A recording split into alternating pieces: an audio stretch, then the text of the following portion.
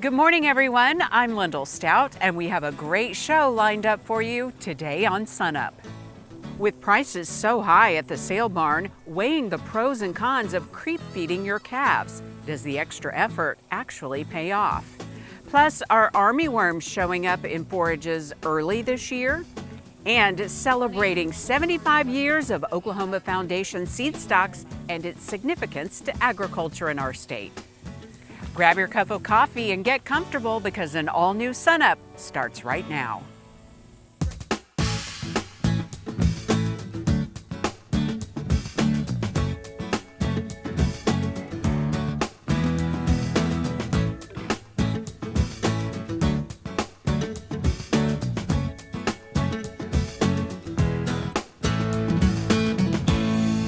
We begin this morning with Dr. Dave Lalman, our OSU Extension beef cattle specialist. And Dave, today we want to talk about creep feeding.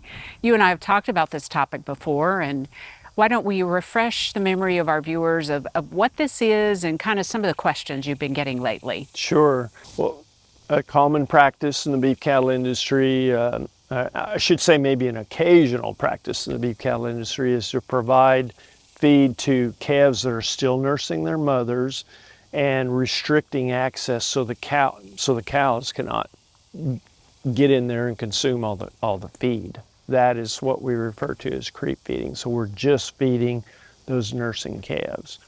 And historically, as I mentioned last time we discussed this, our recommendation has been that it's generally not cost effective. But we start getting more phone calls when cattle prices are high. And as you know, we're in an era right now, or a period of time, where cattle prices are all-time record high. So we're getting quite a few questions about creep feeding.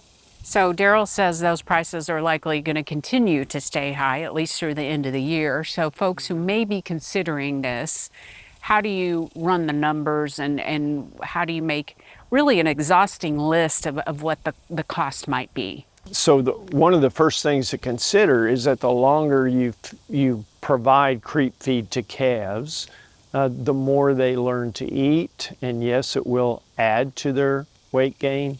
But generally speaking, calves will consume, if it's like a 14% creep feed, very common commercial product, available in nearly every feed store. They'll consume anywhere from about 2.5 up to 6 or 7 pounds of creep feed average per day. The longer you creep feed them, the higher that number is going to get, the higher the average creep intake is going to become. One concern, one of these nuances, is that if you feed creep feed for very long, those calves are going to start to get fleshy. So want to avoid that. I would say, you know, most of the research indicates that 60 to 90 days of creep feeding does not produce that situation. The other thing, Lyndall, that people need to consider is how good a quality diet do they have out there in the pasture, and how much milk are their mothers producing.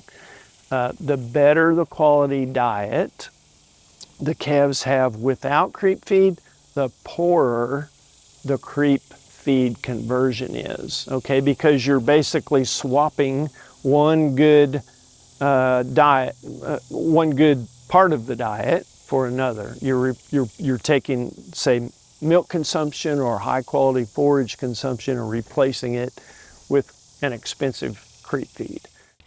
Give me an example scenario and then talk about the dollar value of gain, how that plays in. Okay, so if we assume average creep feed intake and average quality forage, that conversion generally is around 9 pounds of creep feed per 1 additional pound of calf weight gain.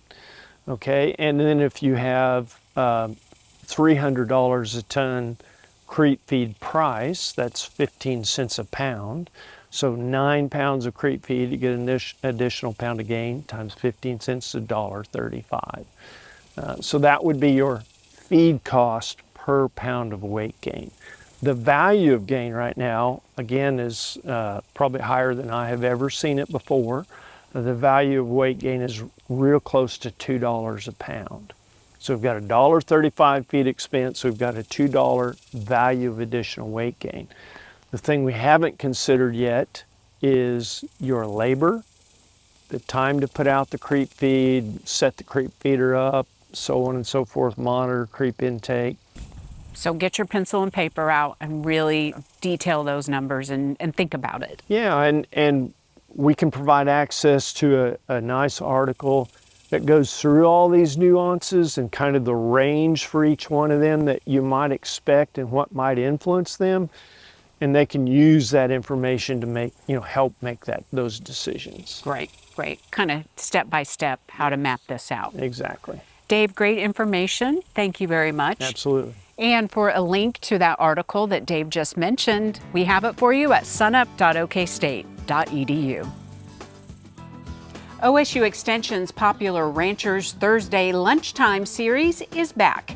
Join the OSU beef cattle experts, experienced ranchers, and scientists to learn and share production, management, and marketing tips. The Zoom webinars are all on Thursdays at noon, and they're free, but you do need to register so you can receive the Zoom link and more details. Just scan the QR code on your screen, contact your county extension office, or go to the SUNUP website for a direct link to registration.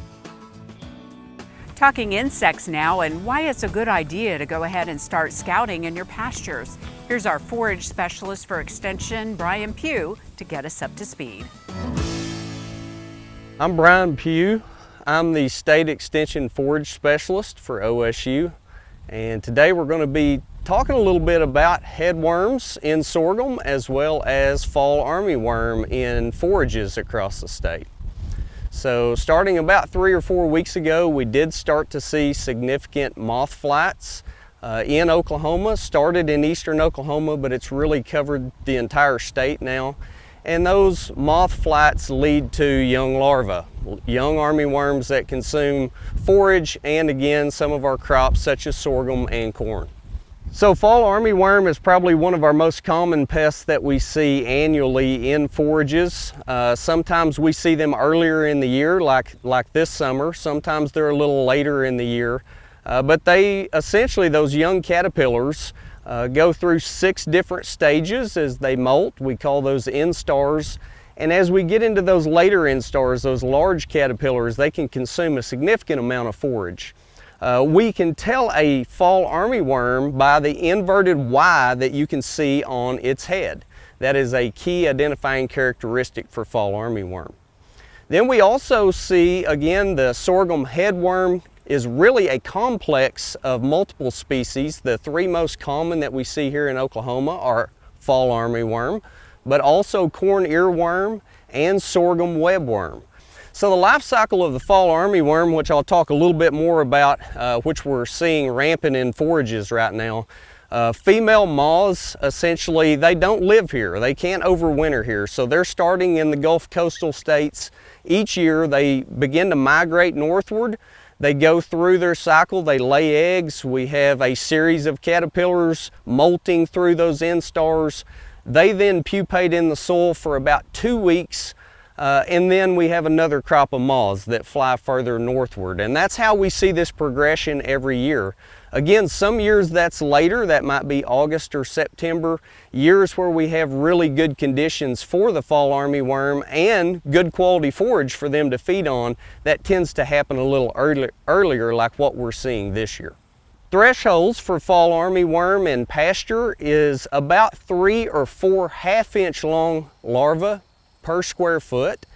And the reason that we would recommend you scout early and try to catch those larvae before they're half-inch long is because they're much easier to control with an insecticide application. If we allow those larvae to get larger than that, again, it takes higher rates and oftentimes we don't control all those larvae. So early scouting is the key when we're looking at fall armyworms. One of the easiest ways to scout for fall armyworms in forages is actually with your normal clothes hanger.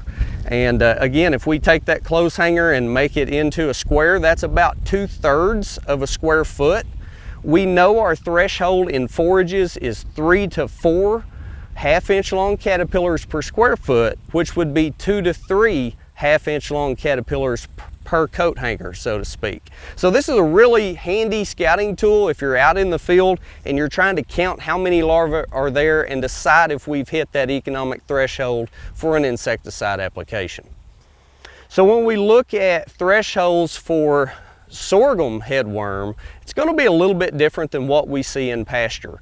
If it's in a vegetative stage and we're seeing feeding on the leaves, it really needs to be more than 40% of the plants have damage to the leaves before we would even consider an insecticide application. If we're in that heading stage, especially in that flowering or milk stage, then what we would want to do is actually scout the number of caterpillars per plant. We would be looking at somewhere around 2 caterpillars per head would be sufficient threshold to warrant an application of insecticide. One of the key characteristics that we look for when we're scouting for those very small caterpillars is what we call window painting. And that's essentially where a caterpillar is not large enough to consume the entire leaf surface, so it just scrapes some of the vascular tissue off and it leaves an area that's actually white. It gives that leaf a window paned appearance from a distance, and that's your first sign that you do have fall armyworms present.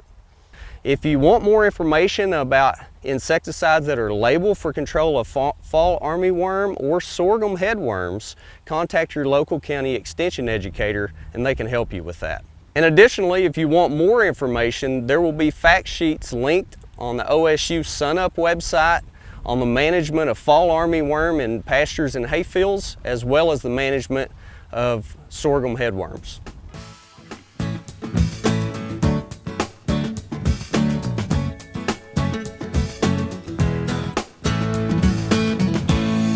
Hello, Oklahoma. This is Emma White, your Mesonet Agricultural Outreach Specialist, here with your weekly Mesonet Weather Report. This past week underwent the transition from comfortable temperatures from the cold front last week to quite hot by midweek. Unlike last weekend, right now you're probably all eager to turn down that air conditioning just a little bit more. Speaking of high temperatures, a few weeks ago I showed a map of Oklahoma of days with maximum air temperature above 100 degrees Fahrenheit. It showed that the 100-degree days had not yet reached central Oklahoma. The updated news is that those days above 100 degrees Fahrenheit are now experienced in the central and even eastern parts of the state. Stay hydrated, folks. The Oklahoma summer is upon us. Though not every county has reached a temperature of 100 degrees Fahrenheit, the heat index has reached above 100 degrees Fahrenheit in all parts of the state except Cimarron County. So we have definitely been feeling that outside is above 100 degrees Fahrenheit many times this summer. Some parts of the state have even experienced heat indices above 110 degrees Fahrenheit. Since we're expecting little precipitation and we're not expecting heat relief in the next several days, let's take a look back at the monthly normal to compare July with previous years. The average maximum air temperature for July 2025 compared to that of 2010 through 2024 was a bit cooler by 0 to 3 degrees Fahrenheit in most parts of the state. Only a few areas, such as down in southeast Oklahoma, saw above average temperatures in July of 2025. However, the average maximum heat index, or feels-like temperature in July, was above average in most parts of the state, speaking to the high humidity in July. This final map shows the departure from average of precipitation in July. The July rainfall in 2025 is lower than the 2010 through 2024 average in most parts of the state. Gary McManus is up next with your state climatology report. Thanks, Emma, and good morning, everyone. Well, fresh off our little fall preview we had last weekend, we're back to the heat and mostly dry weather. Let's get right to that new drought monitor map and see where we are. Well, those rains we had last weekend targeted perfectly that area in southwest Oklahoma that had gone back to the D0 or abnormally dry conditions, that yellow area on the map. And now it's completely gone, so a perfect strike.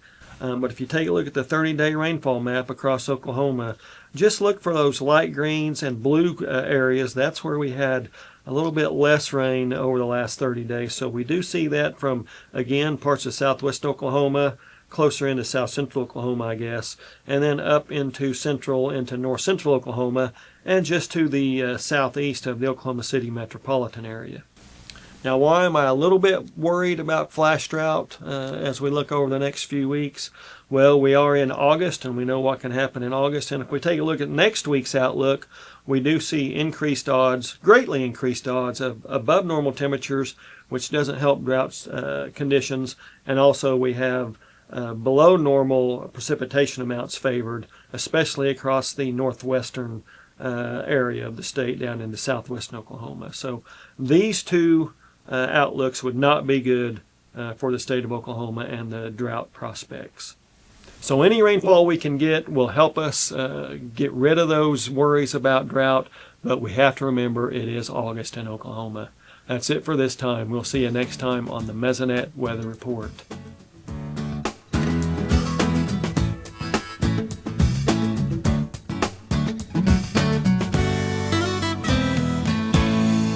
Hello and welcome to the Market Monitor. I'm OSU Ag Economist John Michael Riley. And to start things off, unfortunately the news still remains that markets are largely under pressure. If we look at our summer crops, for the most part, corn, soybeans, cotton, all seeing downward movement throughout the last couple of weeks. A lot of that having to do with supply concerns. For the most part, the market is expecting a really big crop of soybeans, a really big crop of corn. We've discussed that in previous segments, and that just continues to be the case. With regard to cotton, we've seen a little bit of an increase right now as we're taping, but for the most part, it's been under pressure as well. A lot of that coming from a more expensive dollar. So we export a tremendous amount of our cotton. That higher dollar is weighing on the market for the most part. Turning our attention back to soybeans and corn, again, we've got some preliminary estimates from some private trading firms looking at a 53.6 bushel per acre soybean crop across the U.S. and 188.1 bushel per acre corn crop.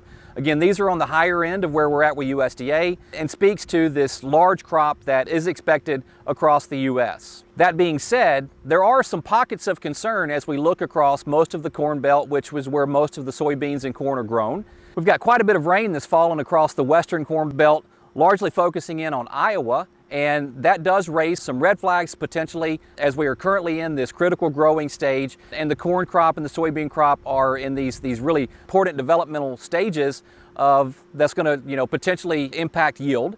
But still, the message is that these two commodities are looking to be quite large. Turning our attention to Oklahoma, the wheat crop finally is 100% completed. Nationally, roughly 80% completed, so still some of the northern plains are working on harvest. In terms of Oklahoma here with our corn and soybeans, corn crop is looking really good. It's finally starting to catch up with where we're at with typical progress throughout the growing season. We were behind, obviously, with all the rains in the early stages of planting and the growing season, but we're starting to catch up a little bit right there. Crop is, for the most part, looking really good. Soybeans still a little bit behind. Again, a lot of our soybean crop is double crop behind the wheat, so that late harvest with wheat has delayed some of that double crop, maybe even taken that off the board for some producers. But overall, the soybean crop still a little bit behind. Crop progress or crop ratings lagging a little bit here in Oklahoma. And so some of that heavy rains throughout the early parts of the growing season still having some impacts there. While nationally, the corn and soybean crop look really good. Here locally in Oklahoma, soybeans, not nearly as positive a story in terms of the condition ratings as it is relative to the rest of the nation. Well, that's going to do it for me, and in spite of these market woes, it really emphasizes the importance of farm management. And until next time on the Market Monitor, I'm John Michael Riley.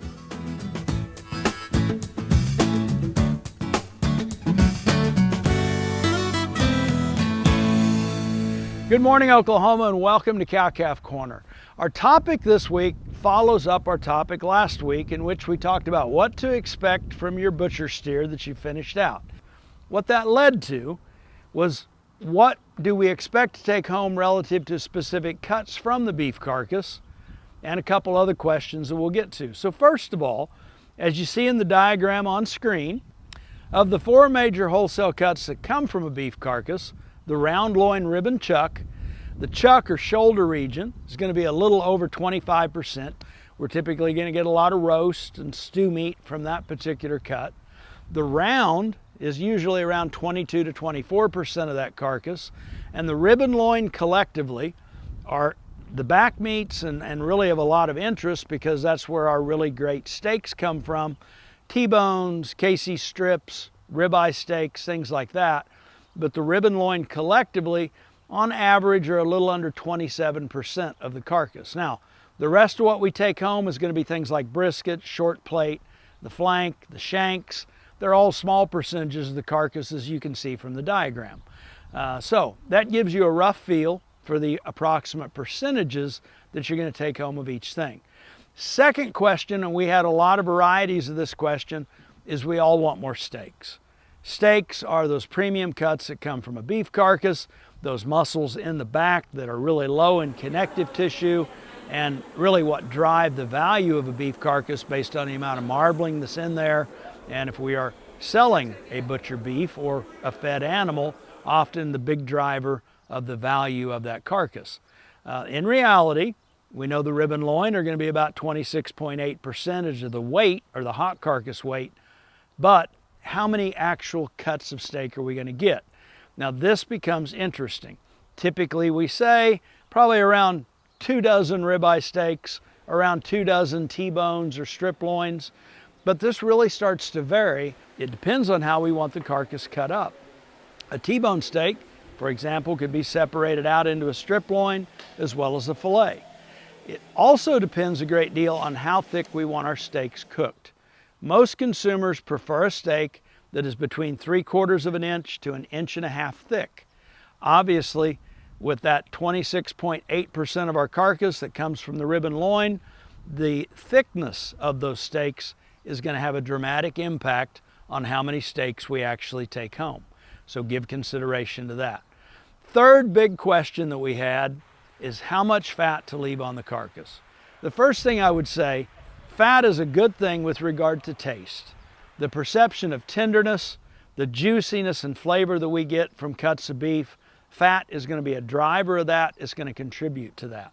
If we leave more fat on the carcass, it's actually going to lead to less evaporative loss through the aging process. If we leave more fat on the carcass, it's going to increase the expected yield and the amount of take-home product that we get. But trimming off more fat, while it might take away from the amount of yield that we get from the carcass, is also going to mean that's less external cover we have to trim off at home. With regard to this topic, I always say go for an optimum. If I'm having ground beef made, I like an 80-20 mix. If I think about a ground beef patty, something I'm going to cook on the grill, once that is ground up, that 20% fat that is actually in that burger breaks down just like marbling does in a steak and leads to a very satisfying eating experience. I encourage you, if you're having a steer or heifer carcass processed, talk to your meat packer, talk about the cutting specs, exchange some information and have a dialogue. You're going to find your packers want you to be satisfied with what you take home, perhaps even after they've looked at that carcass and have a feel for it. They're going to be able to offer some information that's going to help guide you through the cutting specs that you give them, which often I believe will lead to a more satisfying eating experience once you get home. Hope this helps and look forward to seeing you again next week on Cow-Calf Corner. Thanks for joining us.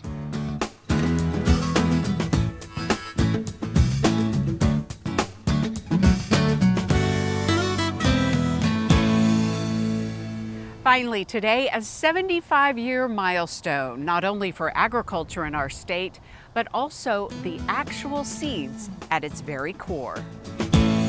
Fresh cinnamon rolls made with flour from Oklahoma State University developed wheat set the stage. So very glad to be celebrating 75 years here this morning. As the State Secretary of Agriculture, Blaine Arthur, helps kick off the 75th anniversary of Oklahoma Foundation Seed Stocks, a nonprofit arm of OSU created in 1950 that bridges OSU plant breeders and certified seed growers.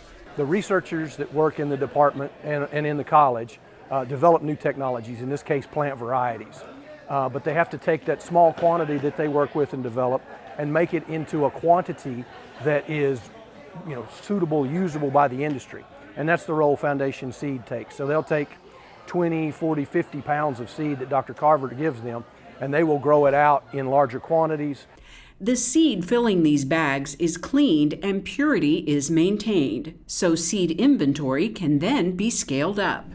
In fields like this one in Kay County and eventually grown more widely by producers. And it's working. OSU developed varieties now make up 70% of all wheat planted in Oklahoma and a growing share in Texas. The farmers need to know that what they're growing is adapted and will do well in Oklahoma, has the disease resistance, has the quality attributes that we need. And so that's how we ensure it, is we breed it here, we test it here, and then we make sure that what we deliver to them is that good quality seed. And it's not just wheat. The Lasley family has been working with Foundation seed stocks on peanuts for generations. OSU honored the family at the celebration for a partnership that's now lasted 70 years and is still going strong. We are creating new plant varieties. We are working with the industry to disseminate those plant varieties that are out there. And so when I think about really what is a university all about, it's hard to think of a better example of what's happening here at Foundation Seed, of that attempt to create new technology and new ideas and then work with the industry to get it out there to the people who really need it. And so I'm so proud of the work that happens here. In addition to wheat and peanuts, Oklahoma Foundation Seed Stocks also distributes certified seeds for mung beans, oats, rye, barley, and Bermuda grass. 75 years of evolving, with roots in the past, seed in the present, all to ensure production for the future. That'll do it for our show this week. A reminder, you can follow us on our website, our social media, and also stream us anytime on our YouTube channel. As we leave you today, we want to give you a few highlights from the recent closing assembly at the 104th State 4-H Roundup held recently on the OSU campus. I'm Lyndall Stout. We'll see you next time at SUNUP.